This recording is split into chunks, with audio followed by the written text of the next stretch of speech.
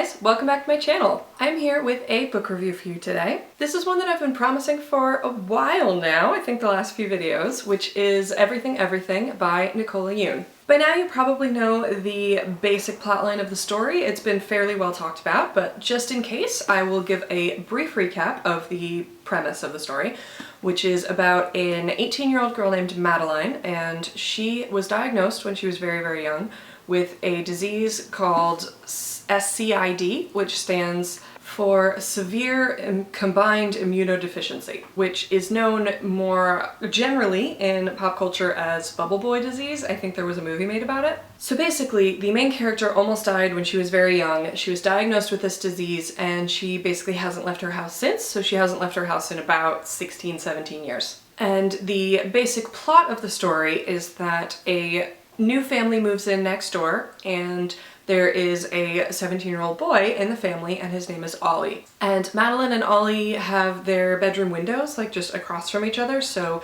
they see each other daily, and Ollie keeps asking if Madeline can come out, which obviously she can't because he doesn't know that she's sick. But they end up exchanging email addresses. He basically writes his on the window of his bedroom, and so they end up emailing each other and they strike up this friendship. So one of the things that made me really buy into this book was the way that Madeline's illness and life is described in like very meticulous and it felt like well-researched kinds of ways. Like she is homeschooled and she has tutors and she does a lot of her tutoring through Skype, and she has all these assignments that she works on, and she has these routines with her mother who's a doctor. And other than her mom, the main person in Madeline's life is her nurse Carla, who comes in and stays with Madeline while her mother is at work. So I have somewhat complicated feelings about this book.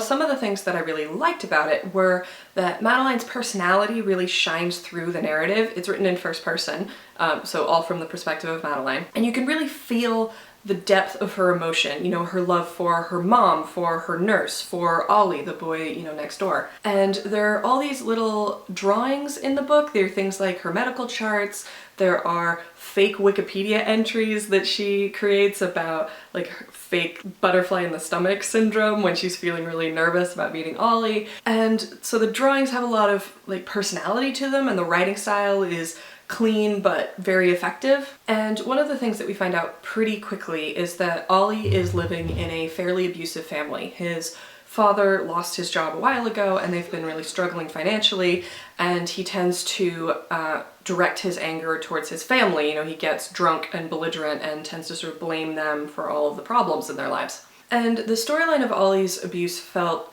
like it was handled in a way that was very honest, where it wasn't afraid of the way that it can be really hard to face up to this kind of abuse, especially when there are good days and there used to be whole good years, and the good times have been getting smaller and smaller and shorter, but the fact that they're still there can sort of trick you into thinking that everything's fine. And it shows the way that Ollie, tries to intervene, when his dad starts going after their mom, and the way that has varying levels of success. And it doesn't victim blame, but it still holds people accountable for their actions. It still holds Ollie and his sister and their mother accountable for the fact that they don't leave. Unfortunately, I think that about wraps it up for the things that I can talk about without putting a spoiler warning on it, because I feel that most of my reactions about this book are influenced very, very heavily by the ending. So basically, if you haven't read the book and you want to read the book and you don't want to be spoiled for it, then I would say stop the video now, because I'm going to start talking about the ending. So by the time that Madeline leaves her house and goes off to Hawaii with Ollie, I knew that something about her diagnosis was going to have to change. It was either going to be that a doctor had misdiagnosed her when she was young, or that possibly she had some kind of immunodeficiency, but her body had managed to, sort of grow out of it, because, the status of your health can change as you grow up. I was not prepared for it to actually have been a basically psychotic delusion on the part of her mom in the awakening, or in the wake of her grief over losing her husband and son. That I was not expecting. Maybe I should have been. It was kind of foreshadowed, but I did not see that one coming, and I am not okay with it. And the reason I'm not okay with it is that I'm not totally sure that the author is aware of the ramifications of that.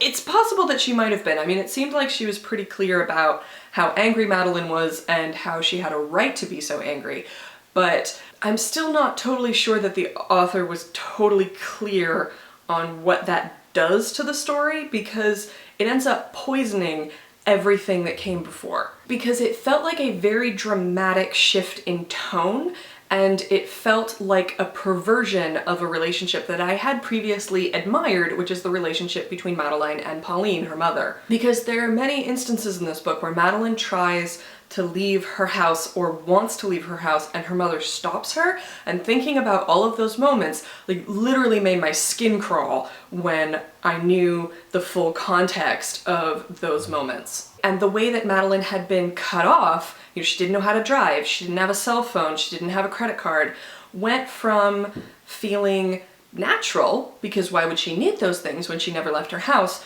to feeling like a trap. Now she couldn't escape. And she did actually have a credit card. That was one thing. I was glad that she was 18 because she was able to get a credit card and then leave when she figured out what was actually happening. But it made this relationship that had previously felt complex but safe into one that felt very, very dangerous. In fact, I was relieved when I found out that Madeline had a lock on her door, because I wasn't even sure that she did. And, you know, Madeline says something about how she stole my life from me, and Carla says, you know, don't say that because you have many years ahead of you. And that's true. She does have many, many years ahead of her, but in some ways I can sort of see where she's coming from, because the potentials for her health to be permanently affected are very, very high. You know, the fact that she was kept in this sterile environment means that she doesn't have an immune system built up. So this will probably have ramifications for her entire life. So yeah, her mom did kind of steal her life, or at least like damaged it in a way that's not going to go away. So in some ways, this is not going to be a thing that I really expect her to be able to move past. In some ways, I hope that she can mentally, but physically it's still going to be there, and it's still going to be a reminder of that kind of betrayal. And I think that this is a standalone book. I don't know that there's going to be a sequel to it, so we won't ever really know if Madeline ever really forgives her mother, because she hasn't really by the end of the book.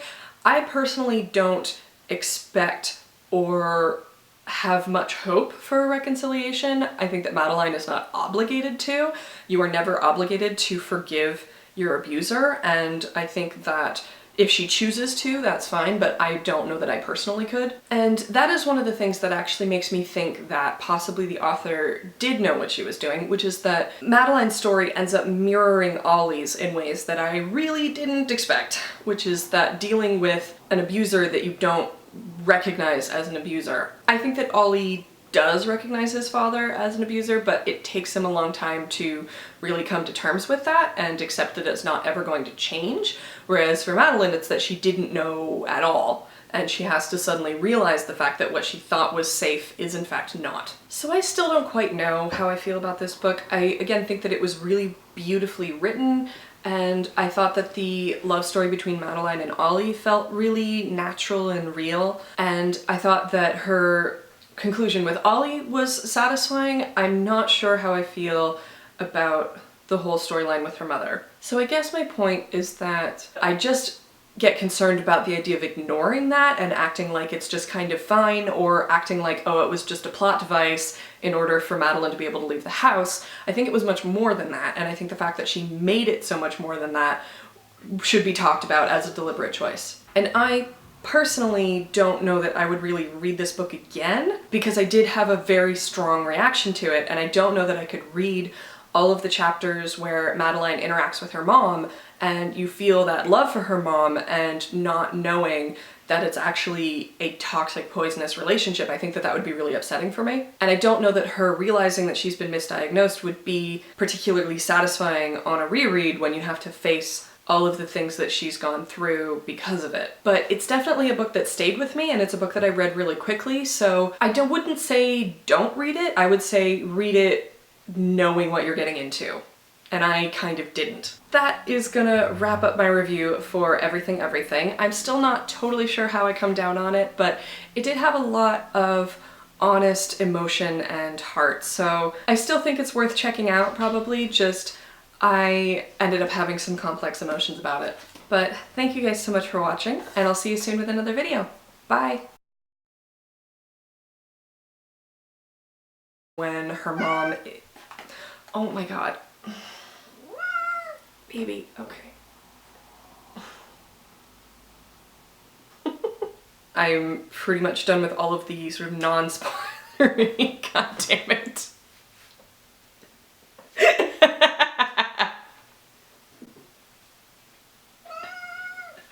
You really want to be in this video, don't you?